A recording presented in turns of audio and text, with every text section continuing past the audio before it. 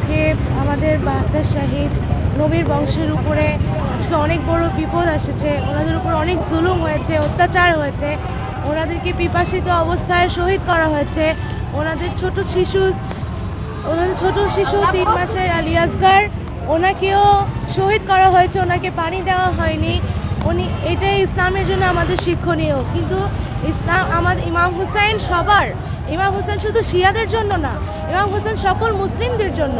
তা আমরা আজকে এই জন্যই শোক পালিত করতে এসেছি।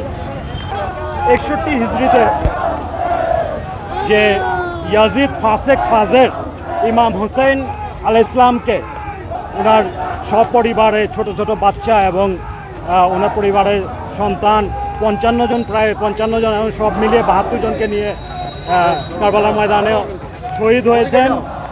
ইয়াজিদ বাহিনীর কাছে উনি মাথা নত করেন নাই। অন্যায় এবং জালিমের বিরুদ্ধে কখনোই অন্যায় এবং জালিমের বিরুদ্ধে আমরা যাতে মাথা নত না করি, এই মেসেজটা আমরা দিচ্ছি। এবং ইমাম হুসাইনের যে ইসলামকে সমুন্নত রাখার জন্য, দিনকে সমুন্নত রাখার জন্য, নানার ইসলামকে সমুন্নত রাখার জন্য জীবন দিয়েছেন, এই আদর্শে উজ্জীবিত হয়ে আমরা এই শোক মিছিলকে এটা আমরা ফোকাস করছি। টানা 7ম-বারের মতো বেস্ট টিস্যু পেপার ব্র্যান্ড হিসেবে স্বীকৃতি পেয়েছে বসুন্ধরা টিস্যু, যাতে সমগ্র বিশ্বের মুসলমানরা যারা আমরা রাসূল সাল্লাল্লাহু আলাইহি ওয়াসাল্লাম এবং ওনার আহলে বাইতকে মানি, সবাই যাতে এই একই পতাকা তলে চলে আসে, এইটাই আমাদের মেসেজ।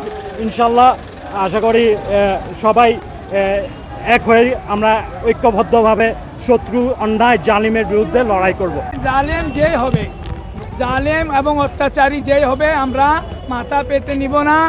আমরা তাদেরকে প্রত্যাখ্যান করব। তারা যদি হামলা করে, আমরা তাদের বিরুদ্ধে হামলা করব। আমরা যুদ্ধ শুরু করতে পারি না, কারণ ইসলাম যুদ্ধ শুরু করার জন্য অনুমতি দেয় নাই। অফেন্সিভ ইসলামে অনুমোদন নাই, ডিফেন্সিভ আছে। তাই ইরান সেইভাবে চলছে যে প্রথম ইসরায়েল ইরানের উপর হামলা করেছে এবং ইরান জবাব দিয়েছে। এবং এই যুদ্ধ সাময়িকভাবে বন্ধ, কিন্তু এই যুদ্ধ চলমান। ইনশাল্লাহ ইরানের বিজয় হবে এবং ইসলামের বিজয় হবে।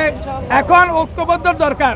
মুসলিম উম্মা যেটাকে ইউনিফাই উম্মা, উম্মাতে ওয়াহিদা, এক উম্মত, লা ইলাহা ইল্লাল্লাহ মুহাম্মাদুর রাসূলুল্লাহ, কোরআন, কিবলা, ঠিক আছে, সবাই একই আকীদার। আমরা যেন এই বিশ্বাসে আমরা জালেমদের বিরুদ্ধে সোচ্চার হতে পারি এবং ফিলিস্তিনি মুসলমানের সহযোগিতা, বিশেষ করে ফিলিস্তিনের গাজার উপর যে মজলুম, তাদেরকে উদ্ধার করা, তাদের ভূমিকে পুনরায় ফিরিয়ে দেওয়া। ইনশাল্লাহ এইটাই থাকবে আশুরার মেসেজ।